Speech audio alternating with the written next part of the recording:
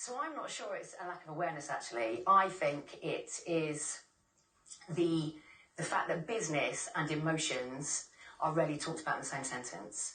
So people are very focused on getting business needs met, which is key, but the human part, how people are feeling, what they need to be their best, they're not put together a lot of the time, and without doing that, you're not going to get the best out of your people, so you're not going to get the business results that you need.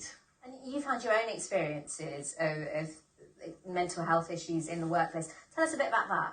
So one of the reasons why I'm so passionate about bringing emotion back to business within Rising Vibe is for a very long time I suffered with severe anxiety and what you would call a functioning fakeaholic.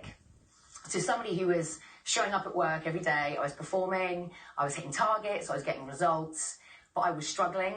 I had children and people would look at me and say, God, you're doing so well, how are you coping? But actually I wasn't, because there was so much shame associated with not being able to cope, looking incompetent, looking like a failure. And actually when I did talk about it, because I had such severe nighttime panic attacks, I got to the point where I couldn't kind of deny it anymore. All I got was compassion. But it was only me that was stopping me having that conversation. And that is so common with every single client that we're working with right now. So that story that you described, though, some people might be watching this and feeling very similar feelings to how you felt. I mean, what can they do, or what can colleagues do in that situation as well?